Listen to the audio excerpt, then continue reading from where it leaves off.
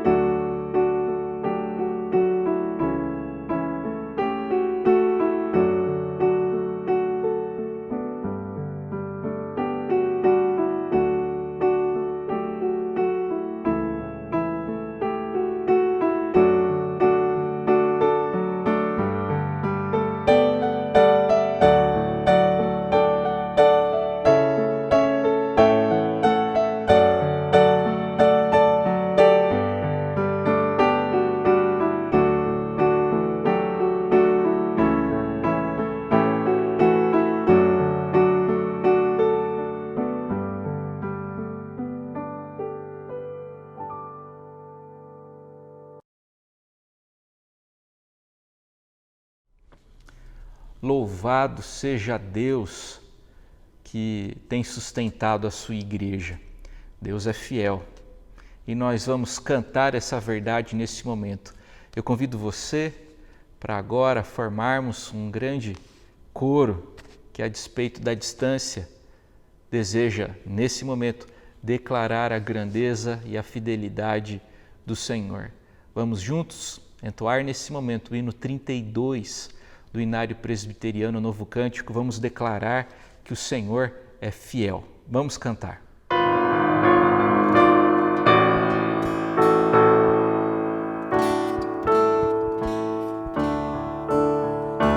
Tu és fiel, Senhor, ó Pai Celeste. Teus filhos sabem que não falham.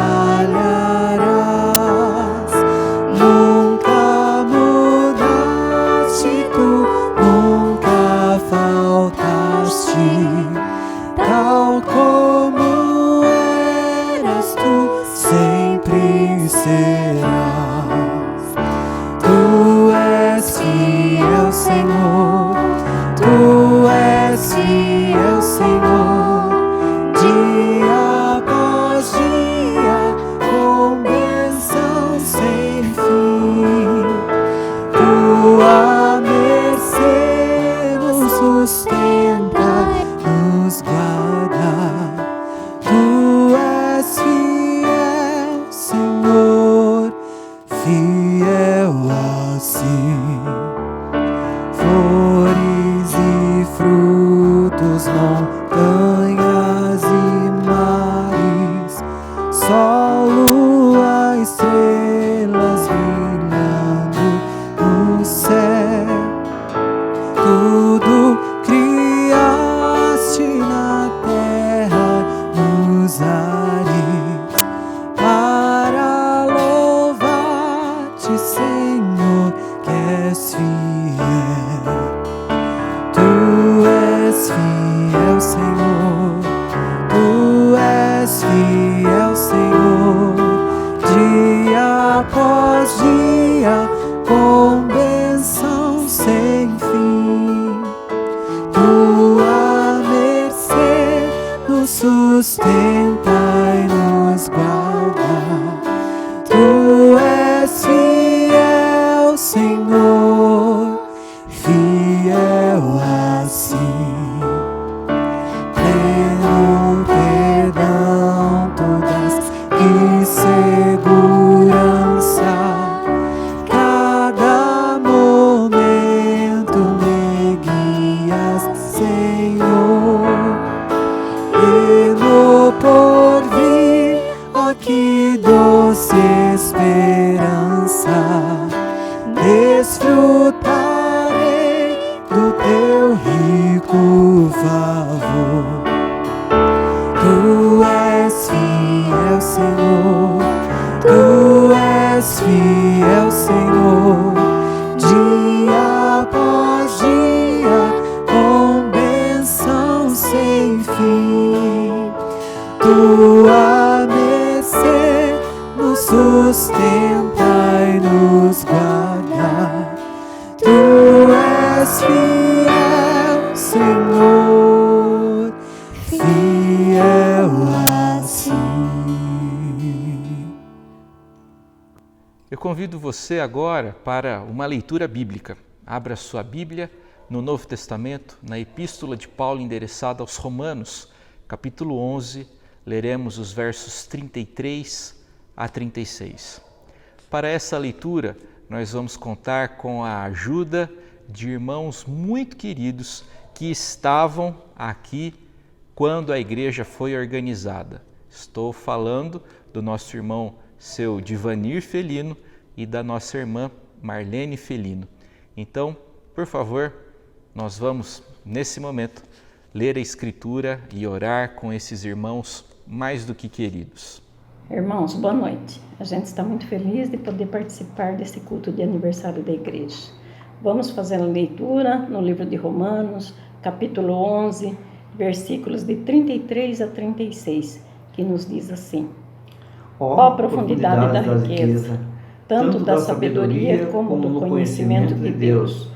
Quão insondáveis são os seus juízos, e quão inescrutáveis os seus caminhos! Quem, pois, conheceu a mente do Senhor? Ou quem foi o seu conselheiro? Ou quem primeiro deu a ele para que lhe venha a ser restituído? Porque dele, e por meio dele, e para ele são todas as coisas. A ele, pois, a glória eternamente. Amém. Vamos orar? Senhor nosso Deus e Pai, queremos primeiramente, Deus, dizer que o Senhor é o Senhor da nossa vida. Muito obrigado, Pai, porque o Senhor tem nos sustentado, nos abençoado e nos guardado. Obrigado, Senhor, por essa amada igreja que completa mais um ano de vida. Obrigado, Deus, pelos nossos pastores, pelos nossos presbíteros, diáconos, Deus, e por todos os irmãos que aí congregam. Pai querido, nesses momentos difíceis que estamos passando, que o Senhor possa abençoar aquelas pessoas que estão enlutadas ou entristecidas com essa situação e dando, Senhor, o consolo para cada um. Pai amado, fica, Senhor, conosco, nos abençoando e nos guardando e nos livrando de todo o mal. No nome santo do Senhor Jesus, que nós lhe pedimos e te agradecemos. Amém. Senhor. Nesse momento do nosso culto, nós vamos ter o privilégio, a alegria de ouvirmos uma canção. Essa canção foi preparada por irmãos aqui da igreja, eles ensaiaram, eles cantaram, e nosso irmão reverendo Wilson do Amaral Filho, que teve a iniciativa de juntar esse grupo com esse propósito, preparou para nós um vídeo que contém essa canção. Então preste bastante atenção nessa música que afirma o seguinte: sou de Jesus. Esse é o título da canção que ouviremos nesse momento. Sou de Jesus.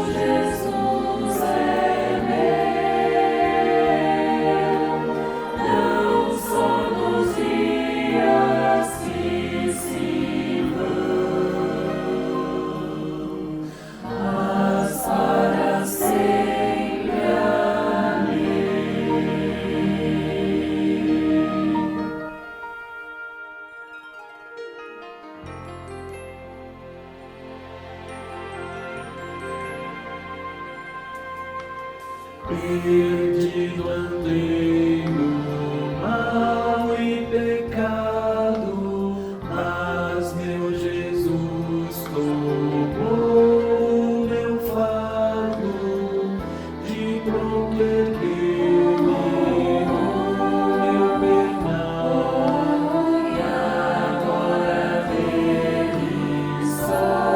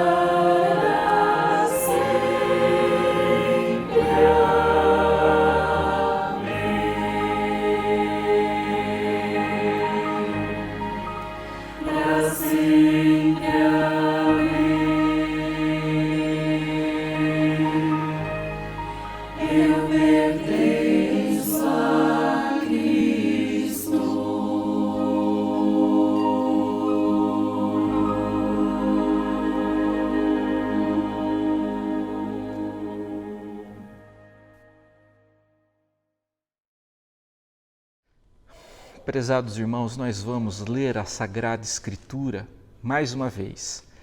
Agora vamos ler o início do Salmo 138. E mais uma vez contaremos com a participação de uma irmã muito querida que estava presente aqui naquele dia 27 de março de 1988. Nossa irmã Dona Eline fará a leitura do início do Salmo 138 e depois fará oração. Vamos ler a Escritura e vamos orar mais uma vez nesse momento. Leu o Salmo 138. Render-te-ei graça, Senhor, de todo o meu coração, na presença dos poderosos. Te cantarei louvores, prostrar-me-ei para o teu santo templo e louvarei o teu nome, por causa da tua misericórdia e da tua verdade, pois magnificaste acima de tudo o teu nome e a tua palavra. Agora vamos fazer uma oração. Pai nosso que está no céu, santificado, Pai, seja o teu nome. Obrigado, Senhor, por mais este dia de vida que o Senhor está nos concedendo, Pai. Abençoa nosso Deus Todo-Poderoso, a tua igreja, fortalece cada dia mais, Senhor, os corações do teu povo, Pai, que possamos cada dia mais estar te buscando em espírito e verdade, Pai. Senhor, eu quero te pedir que o Senhor abençoe a vida do pastor, sua família, a vida dos presbíteros, dos diáconos e todos os teus filhos que ali se reúnem para louvar o teu santo nome, Pai. Porque só tu, Senhor, é digno de honra, de louvor e de toda glória, Pai. Meu Deus e meu Pai, abençoa a vida das pessoas que estão em casa, daquelas que estão doentes, enfermas. Que o Senhor possa estar visitando, curando segundo o teu querer, segundo a tua vontade, Pai.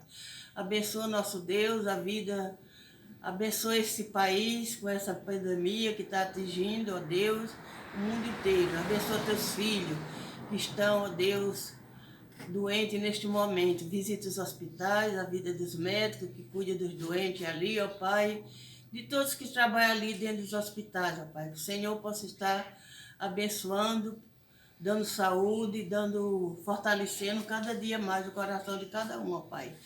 Muito obrigado, meu Pai, porque o Senhor é um Deus maravilhoso. Muito obrigado pelas bênçãos derramadas sobre nossas vidas, sobre nossas famílias, Pai. Fica conosco, Pai, durante o decorrer deste dia. E muito obrigado por tudo. Em nome de Jesus que eu oro já te agradecendo. Amém. Meus queridos, nós vamos, nesse momento, ouvir mais uma canção. E essa canção se intitula Através de Ti. E essa música certamente faz referência aos inúmeros irmãos e irmãs que compõem essa igreja e que passaram por aqui. Todos foram usados por Deus para a sua glória e para o crescimento da igreja. Depois de escutarmos a canção, nós vamos ouvir o recado da palavra de Deus. Teremos a alegria e o privilégio de ouvirmos a exposição da Escritura por meio do reverendo Wilson do Amaral Filho, que é pastor emérito dessa igreja, foi pastor efetivo da igreja de 1999 a 2012, mas ele foi também o primeiro pastor da igreja, quando a igreja foi organizada em março de 1988. Nosso irmão reverendo Wilson respondeu pelo pastorado da igreja em seus primeiros meses. Ele foi pastor concomitantemente da Igreja Presbiteriana de Jundiaí e da Igreja Presbiteriana de Vila Hortolândia. Esse foi o primeiro nome de nossa comunidade. Só depois o nome foi alterado para a Segunda Igreja Presbiteriana de Jundiaí. Então vamos lá. Na sequência, ouviremos uma canção e depois ouviremos a exposição da Palavra do Senhor.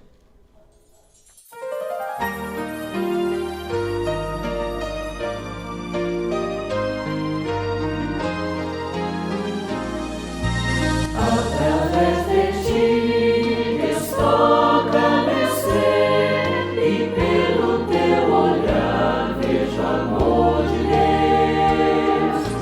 Por tua oração, firmou meu bom Deus, por teu cuidado, irmão, me alcançou.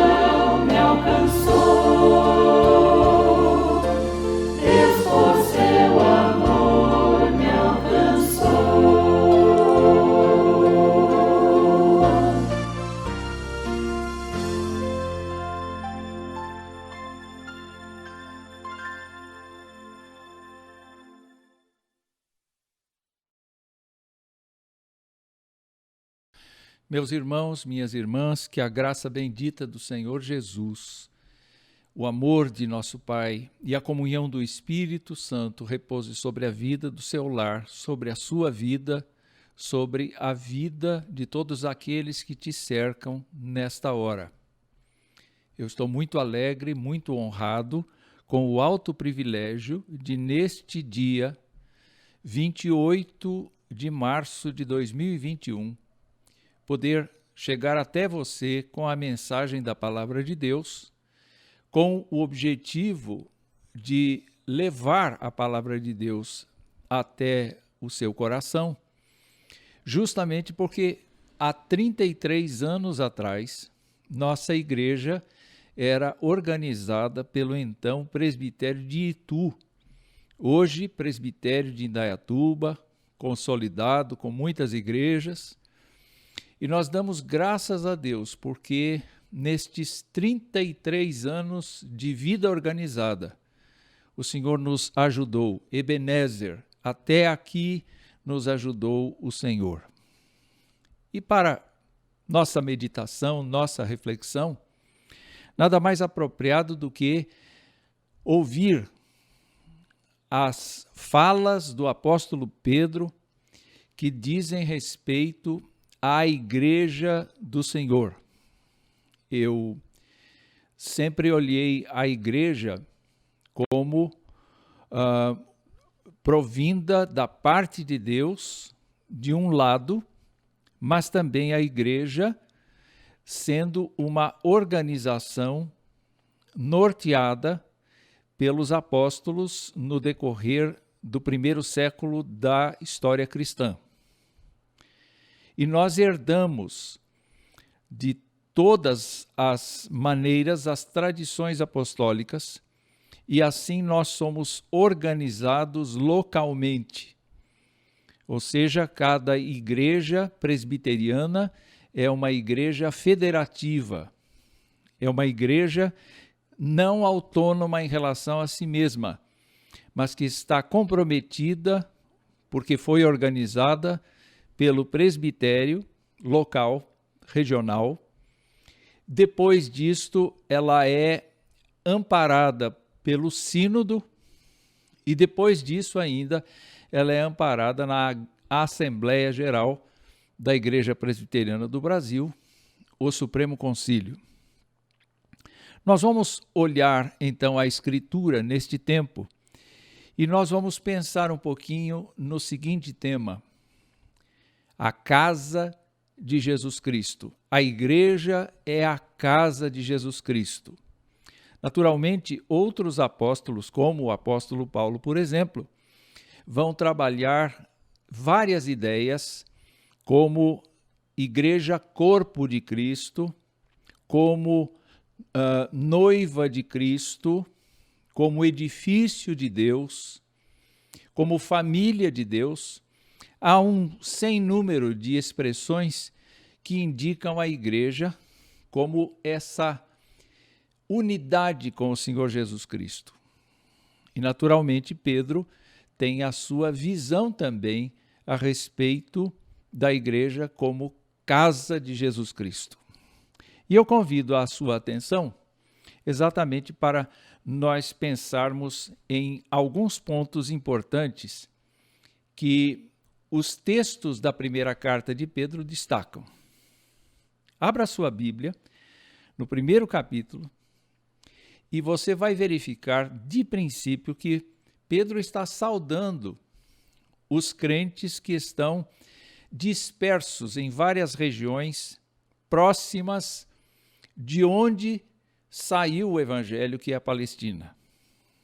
Ao se dirigir para eles, o apóstolo Pedro começa a sua carta dizendo assim, que aqueles crentes dispersos, versículo 2 até o versículo 5, são eleitos segundo a presciência de Deus Pai, em santificação do Espírito, para a obediência e a aspersão do sangue de Jesus Cristo. Graça e paz vos sejam multiplicadas. Esta é a saudação que ele faz. Bendito Deus e Pai de nosso Senhor Jesus Cristo, que, segundo a sua muita misericórdia, nos regenerou para uma viva esperança, mediante a ressurreição de Jesus Cristo dentre os mortos, para uma herança incorruptível, sem mácula, imarcessível, reservada nos céus para vós outros, que sois guardados pelo poder de Deus, mediante a fé, para a salvação preparada, para revelar-se no último tempo. A primeira coisa que eu quero destacar para o apóstolo Pedro, a casa de Jesus Cristo é atemporal. Ela não é contada no tempo, justamente porque ela é concebida pelo Senhor Deus. E ela é concebida no passado anterior à história, quando o apóstolo Pedro diz que os crentes em Jesus Cristo, pessoas efetivamente convertidas ao Evangelho, não os meros frequentadores da igreja, mas as pessoas que devotadamente creem e confessam a Jesus Cristo como seu Senhor e Salvador e vivem por Ele, estas pessoas são eleitas por Deus. Elas são santificadas no Espírito. Elas estão abençoadas com a aspersão do sangue de Jesus Cristo e elas têm a finalidade de, em sua vida presente, obedecer à vontade de Deus. É por isso que o apóstolo Pedro, quando trabalha a ideia de glorificar a Deus na sua saudação inicial, ele diz: bendito Deus e Pai de nosso Senhor Jesus Cristo, que segundo a sua muita misericórdia, nos regenerou para uma viva esperança. Isto é, Pedro está não apenas olhando para o passado e vendo a eleição de Deus segundo a sua presciência, como ele diz, mas ao mesmo tempo olhando para a vida presente dos crentes e ao mesmo tempo pensando que esta regeneração efetuada por Deus no coração de cada um é justamente uma maneira pela qual a esperança da vida eterna se concretiza e se realizará naquele dia em que tudo está sendo preparado, como diz o versículo de número 5.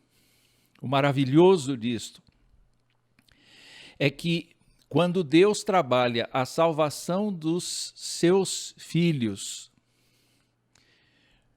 antes da história, durante a história, preparando para o futuro, além da história, nós encontramos em Pedro a ideia de renovar a esperança daqueles crentes que estavam sendo perseguidos, que estavam sendo maltratados, que estavam sendo despedaçados por conta de crerem em Jesus Cristo. E eu quero pensar com você a respeito disto. Se você é crente em Jesus Cristo, não importa quanto tempo, se lembre que há um compromisso divino no sentido de ter escolhido você antes da fundação do mundo, de estar preservando sua vida durante este tempo para que você tenha condições de obedecer à sua vontade, mas está preparando uma herança que não dá para se medir, não dá para se calcular lá na frente, quando Jesus Cristo voltar. Por isso, para Pedro, a casa de Jesus Cristo é atemporal. Mas há um segundo ponto que eu gostaria de ressaltar e já não está mais neste trecho que nós lemos. Está num próximo trecho, que é justamente o capítulo 1, verso 17, desta mesma carta, desta primeira carta. Pedro diz assim: ora, se invocais como Pai aquele que, sem acepção de pessoas, julga segundo as obras de cada um, portai-vos com temor durante o tempo da vossa peregrinação. Capítulo 1, verso 17. Depois no capítulo 2, versos 11 e 12, ele diz assim: amados, exorto-vos como peregrinos e forasteiros que sois, a vos absterdes das paixões carnais que fazem guerra contra a alma. mantendo exemplar o vosso procedimento no meio dos gentios, para que, naquilo que falam contra vós outros como de malfeitores, os crentes eram perseguidos, observando-vos em vossas boas obras, glorifiquem a Deus no dia da visitação. Quero chamar sua atenção para o fato de que em ambos os textos, tanto no primeiro capítulo, verso 17, quanto no segundo capítulo, versos 11 e 12, o apóstolo Pedro rotula os crentes de peregrinos. No primeiro texto, ele fala da vossa peregrinação. Neste segundo texto, ele fala de peregrinos e forasteiros, gente que está no mundo, mas que não é do mundo, mas gente que habita no meio de pessoas que não confessam a Jesus Cristo e que podem acusar os crentes de qualquer coisa. Pedro está dizendo que durante o tempo da nossa peregrinação, nós devemos nos manter fiéis a Deus. Nós devemos perseverar na fé. Nós devemos lutar contra a nossa própria tendência de desprezar a Deus, de escolher as coisas mundanas. Nós precisamos, a cada dia que passa, sermos mais maduros na fé. Então, ao falar da casa de Jesus Cristo, se vimos inicialmente que ela é prevista eternamente, chamada de geração em geração e preparada para aquele último dia, agora nós temos que reconhecer que a casa de Jesus Cristo é temporal. Ela existe na nossa existência. Ela sobrevive não apenas com a misericórdia divina, não apenas com a compaixão divina, mas com o nosso trabalho árduo. Olhe para a nossa igreja, são 33 anos de existência de vida organizada e mais vários anos anteriores em que irmãos e irmãs nossas, absolutamente dedicados, consagraram o seu tempo, os seus esforços para estar aqui, para evangelizar a vizinhança, para trabalhar com as pessoas, para oferecer a sua própria casa para que as crianças do bairro tivessem uma aula bíblica. Muitas vezes, os crentes, depois da escola dominical na sua igreja, na igreja presbiteriana de Jundiaí, saíam das suas casas para vir atender no período da tarde, entre a escola dominical e o culto, uma escola dominical embrionária. E, por meio das fotos, se você tiver fotos de todo o tempo passado nesses 33 anos, você vai perceber que muitos dos nossos queridos já partiram, estão na glória celestial. Mas o esforço deles foi imprescindível. Vários outros irmãos, infelizmente, não estão mais conosco, estão em outras comunidades evangélicas e nós desejamos que Deus os abençoe lá. Vários irmãos nossos que pensávamos ser fiéis abandonaram o evangelho. Mas o apóstolo Pedro não está olhando para pessoas que abandonam o evangelho, ele está olhando para você e para mim. Ele está falando a respeito da nossa peregrinação. Ele está mostrando que nós somos hoje a casa de Jesus Cristo. Não é o templo na professora Bertola Faca. Não é nos prédios que a igreja está. A igreja está nas vidas. Os templos nós construímos, nós consagramos ao culto a Deus, nós entregamos essa casa de oração para que ela seja aberta a todas as pessoas. Mas a igreja é o povo. A igreja é aquele que serve a Cristo. A igreja é aquela pessoa arrependida dos seus pecados e que procura viver segundo a graça de Deus por conta do Espírito Santo habitar o seu coração. Assim, nós somos uma pequena célula da grande casa de Jesus Cristo, mas enquanto nós estamos vivendo, compete a nós não tirar férias do Evangelho. Nós podemos tirar férias do trabalho. Agora, com a pandemia, nós estamos verificando uma outra modalidade de trabalho, porque muitos de nós estamos trabalhando mais do que antes, porque temos que ficar presos aos equipamentos para podermos participar do trabalho de maneira virtual. Pedro não tinha nada disso, mas o que ele percebia é que cada pessoa tinha que ter o seu compromisso pessoal de dizer: eu fui alcançado pelo Senhor antes mesmo da fundação do mundo para andar em obediência com Ele. E eu sei que Ele está preparando para mim, naquele dia glorioso, a sua graça bendita, a sua companhia eterna. Mas hoje, o meu trabalho está dentro do tempo. Eu preciso aproveitar o tempo. Eu preciso trabalhar contra a indolência. Eu preciso viver uma vida de testemunho no dia de hoje. Porque quando Jesus Cristo voltar, tudo quanto eu tiver feito para a sua glória será contado, não para minha salvação, mas será contado para a glória dele. Eu preciso entender que a minha vida hoje não tira férias do Senhor Jesus Cristo, porque Ele está me comandando e eu sou a casa dele.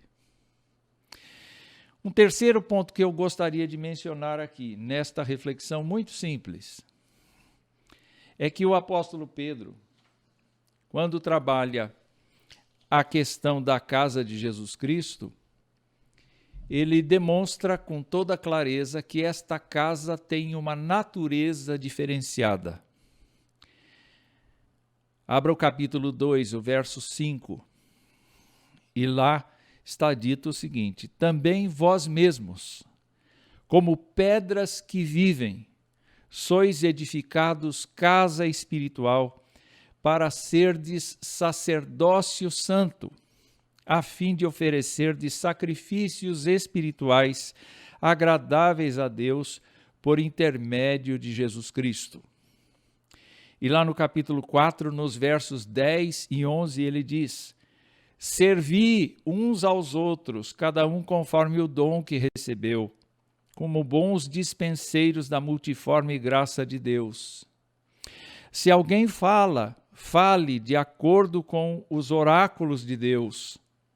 Se alguém serve, faça-o na força que Deus supre, para que em todas as coisas Deus seja glorificado por meio de Jesus Cristo, a quem pertence a glória e o domínio pelos séculos dos séculos. Amém. Nós vimos que a casa de Deus é atemporal, porque Ele elegeu para a obediência, Ele nos concedeu a remissão dos pecados na nossa peregrinação e Ele prepara uma herança imarcessível, incorruptível, no dia que está preparado para a volta de Jesus Cristo. Perceba que nós somos uma casa temporal, porque no tempo da nossa peregrinação, nós estamos juntos exatamente para militar, para oferecer a Deus a nossa vida, os nossos esforços. Portanto, a casa de Jesus Cristo é temporal também. Mas aqui, nestes trechos que lemos agora, a casa de Jesus Cristo é espiritual. Não é uma casa profissional. Não é uma casa em que nós colocamos as perfeições humanas em primeiro lugar. Pelo contrário, é nesta casa que nós nos sentimos e nos percebemos dependentes da graça divina. O Senhor Jesus, certa vez, disse uma coisa que pode perturbar alguém. Ele disse: sem mim nada podeis fazer. E quando nós olhamos o expediente da casa de Deus, é certo que nós temos várias funções administrativas, várias funções de governo, várias funções de trabalho técnico, coisas que são necessárias para o cotidiano da vida. Mas, queridos irmãos, quando Pedro coloca a ideia de pedras que vivem, elas vivem por causa de Jesus Cristo. E elas se constroem, e elas se ajudam, e elas se fortalecem com dons e talentos dados pelo Senhor. Ora, nestes 33 anos e outros mais que vieram antes da organização, esta igreja foi movida à leitura da palavra, à meditação da palavra, à oração, aos cantos de louvor. Nada profissional, mas tudo espiritual. Tudo com a vocação de nós sermos enchidos pela presença do Espírito Santo de Deus. É claro que uma contabilidade, é claro que toda a administração jurídica, é claro que todas as coisas pertencentes a este mundo precisam ser feitas com profissionalismo. Nós precisamos depender, inclusive, de terceiros para nossa organização. Nós precisamos nos submeter às autoridades para que o nosso prédio esteja em ordem. Mas, queridos irmãos, nós temos o alto privilégio de comungar com o Senhor Jesus Cristo. Porque, como casa espiritual de Jesus Cristo, nós o temos como nosso sumo sacerdote, nós o temos como o nosso guia, nós o temos como nosso cabeça, nós o temos como a pedra angular, como Pedro diz. Nós temos em Jesus Cristo a forma como um ser humano deve viver. Nós temos em Jesus Cristo toda a expressão do amor de Deus. Nós não andamos, meus irmãos, por técnica, por capacidade homilética, por capacidade administrativa, por capacidade de canto. Nós caminhamos dentro daquilo que o Senhor nos deu, fazendo o melhor que podemos. Então, se vamos tocar o melhor que podemos para Deus. Vamos aprender, vamos estudar. Se pregamos, vamos aprender a pregar. Vamos aprender a nos comunicar. Se lecionamos na escola dominical, vamos aprender a lecionar. Se cuidamos de uma sociedade interna, vamos aprender a administrar isto. Mas não resta dúvida que todo o nosso relacionamento não é um relacionamento baseado na técnica, e sim baseado na piedade, baseado na vida espiritual. E quem fornece todo o subsídio para que nós estejamos cheios de capacidade para efetuar aquilo que agrada a Deus é o Espírito do Senhor, dado por Jesus Cristo. Quando olhamos para esta passagem, nós observamos que Pedro tem o cuidado de dizer que nós devemos servir uns aos outros. E cada um deve servir aos outros, não da mesma maneira, e sim de acordo com o dom que recebeu. Nós temos que entender que nós não estamos servindo a pessoas, nós estamos servindo a Deus. Então, quando nós sairmos dessa pandemia e tivermos a chance de estar juntos, nós precisamos procurar aquele ou aquela que nós não conhecemos. E segundo o dom que Deus nos deu, ou os dons que Deus nos deu, nós devemos ir atrás, abençoar. Porque a nossa tarefa não é uma tarefa mecânica, é uma tarefa espiritual. É uma tarefa que envolve a consagração. É uma tarefa que envolve o comprometimento, o arrependimento dos pecados, o quebrantamento, que envolve a busca do Espírito Santo junto com os irmãos. Então, Pedro está nos mostrando que a casa de Jesus Cristo, além de ser atemporal, temporal, é também uma casa espiritual. Mas a última coisa que eu gostaria de destacar está no capítulo 2, nos versículos 9 e 10. Ele diz: vós, porém, sois raça eleita, sacerdócio real, nação santa, povo de propriedade exclusiva de Deus, a fim de proclamardes as virtudes daquele que vos chamou das trevas para a sua maravilhosa luz. Vós sim, que antes não erais povo, mas agora sois povo de Deus, que não tinhais alcançado misericórdia, mas agora alcançastes misericórdia.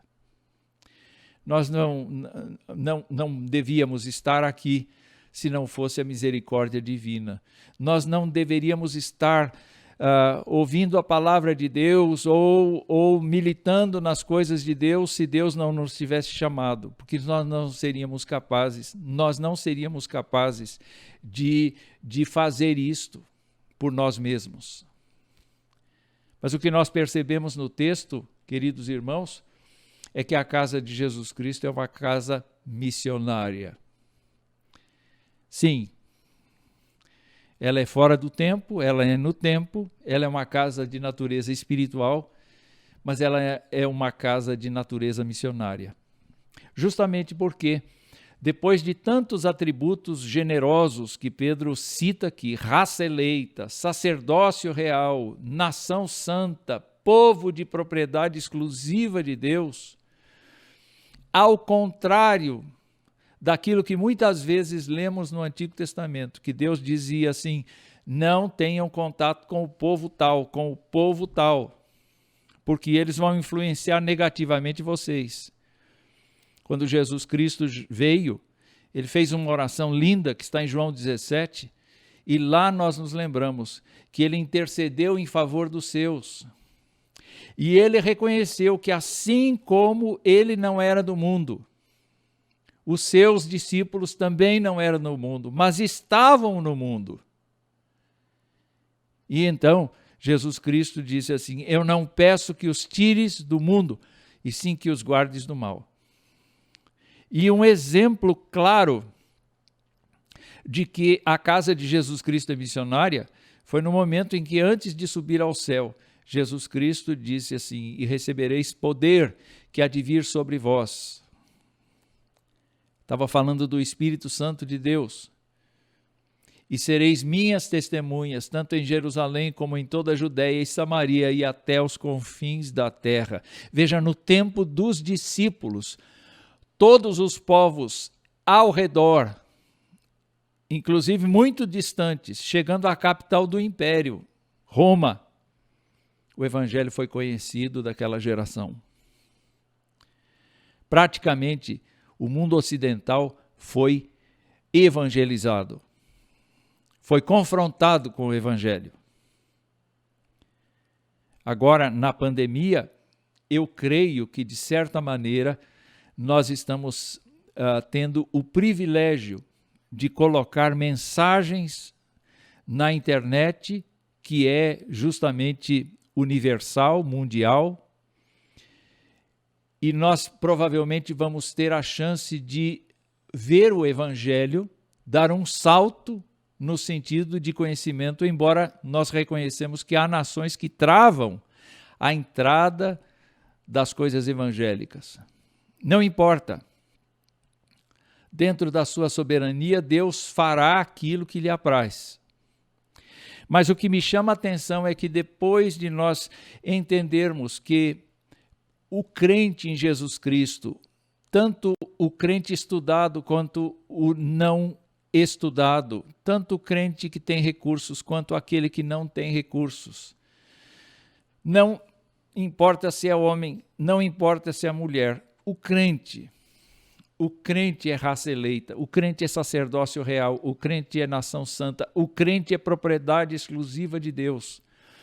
Mas o crente existe a fim de proclamar as virtudes daquele que nos chamou das trevas para a sua maravilhosa luz. Eu não estou dizendo que cada crente tem que ser especialista em evangelização, mas nenhum crente tem o direito de negar o testemunho de Jesus Cristo a quem quer que seja. Nenhum crente tem o direito de ser um mero assistente do Evangelho.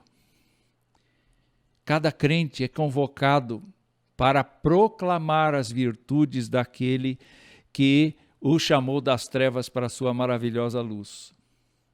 Nós não éramos povo de Deus, mas agora somos.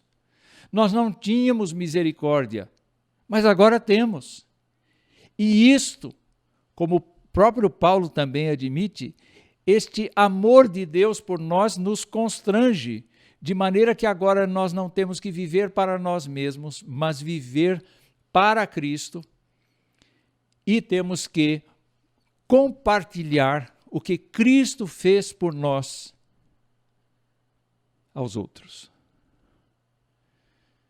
Alguém pode dizer assim, mas pastor, honestamente, eu não sei Bíblia suficiente, eu não sei quais são os versículos chaves para fazer um plano de evangelização. Eu sei que isso é necessário e você pode aprender. Mas eu quero, num primeiro momento, lembrar como foi o testemunho de algumas pessoas no passado. Por exemplo, o cego de nascença. Você é cego mesmo? Você foi cego mesmo? Fui. Perguntaram ao pai e à mãe. Olha, ele é adulto, responda por ele mesmo. O que ele fez? Não, ele colocou barro nos meus olhos e me mandou lavar. Eu fui, lavei e voltei vendo. Simples assim. Conte para as pessoas como foi que Jesus Cristo entrou na sua vida. Simples assim. Mostre como Jesus Cristo trabalha no seu coração todos os dias. Simples assim. Apresente para as pessoas como Deus foi misericordioso com você, na sua fé, no seu cotidiano, como Ele te ensinou coisas, como Ele direcionou os seus passos, como Ele tem paciência com você, como Ele aceita a tua confissão, como Ele te abençoa com coisas que você não pediu. Faça isso, porque as pessoas estão absolutamente vazias, as pessoas estão desesperadas, as pessoas não têm referência, as pessoas estão buscando nas coisas físicas, nas coisas materiais o seu Deus. Enquanto que você é uma casa de Jesus Cristo, eleita antes mesmo da história começar. Você é uma pessoa chamada à obediência para o Evangelho e na sua vida de peregrinação, o teu trabalho é esse. O nosso trabalho é esse. Você é uma pessoa que entende da espiritualidade, porque você trabalha com oração, com meditação da Escritura, com o compartilhamento dos dons dados pelo Espírito, com a direção da vida por Jesus Cristo. Então, seja uma pessoa missionária. A nossa igreja precisa ser uma igreja missionária, uma igreja que conta aos outros a respeito de Jesus Cristo. Eu penso que neste aniversário que temos. Esta é uma fala adequada para nos levar a refletir a respeito da grandeza do projeto divino em nos salvar. Nós somos a casa de Jesus Cristo. Se verdadeiramente confessamos a Cristo, houve uma experiência de arrependimento e fé no seu sacrifício, nós somos a casa de Jesus Cristo. Se nós andamos na força do Espírito Santo, nos amamos mutuamente, nós somos a casa de Jesus Cristo. E naquele dia, estaremos juntos com o Senhor. E naquele dia, a herança dos crentes será a sua recompensa. Que o Senhor te abençoe e te guarde. Que o Senhor abençoe os pastores da igreja, os presbíteros, os diáconos, toda a liderança da igreja, professores de escola dominical, líderes de grupos, líderes da música. Que o Senhor abençoe todos os membros, suas famílias. Que o Senhor assim nos torne cada vez mais a casa de Jesus Cristo. Amém. Louvado seja nosso Deus e Pai por sua palavra, que certamente falou aos nossos corações. Eu quero convidar vocês para entoarmos uma canção de gratidão a Deus. Deus tem sustentado nossas vidas e sustentou até aqui a nossa comunidade. Vamos declarar que nós somos gratos ao Senhor. Te agradeço por tudo que tens feito, por tudo o que vais fazer. Vamos cantar.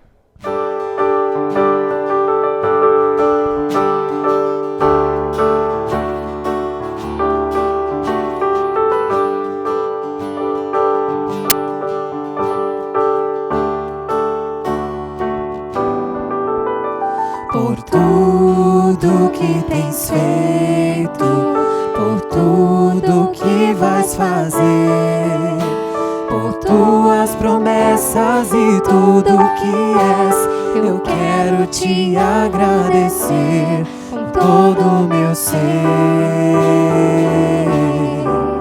Te agradeço, meu Senhor. Te agradeço, meu Senhor. Te agradeço, meu Senhor.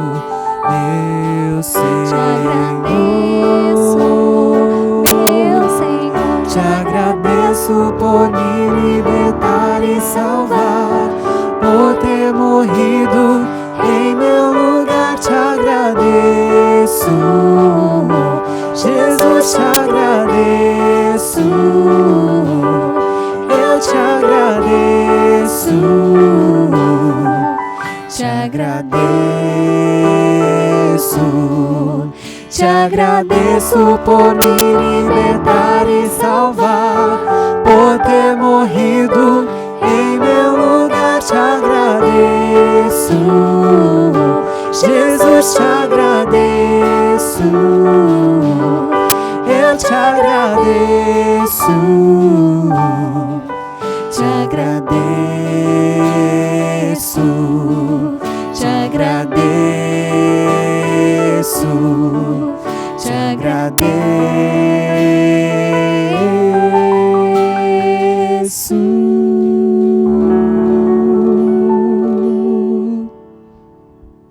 Meus irmãos, eu convido vocês para orarmos. Vamos falar com o Senhor nesse momento. Pai querido, nós te agradecemos por esse tempo de adoração, de louvor ao teu nome. Nós te louvamos, ó Deus, por mais um aniversário da Segunda Igreja Presbiteriana de Jundiaí. É o Senhor quem tem nos sustentado, o Senhor é o dono dessa igreja.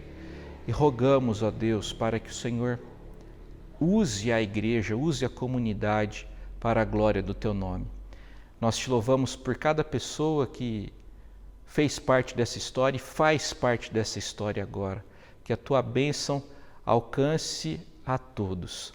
Ó Pai, rogamos a tua bênção sobre essa semana que se inicia. Precisamos do Senhor. nos fortaleça, receba nosso louvor. É a nossa oração nessa ocasião, nesse momento, em nome de Jesus. Que a graça do Senhor Jesus, que o amor de Deus, o eterno e bendito Pai, e que a comunhão do Espírito Santo seja com a sua vida, com a Segunda Igreja Presbiteriana de Jundiaí, com todo o povo de Deus, hoje e para todo sempre. Amém. Nós vamos, agora, no final do culto, assistir mais um vídeo que vai contar mais um pouco da história da nossa comunidade. O Senhor te abençoe e te guarde.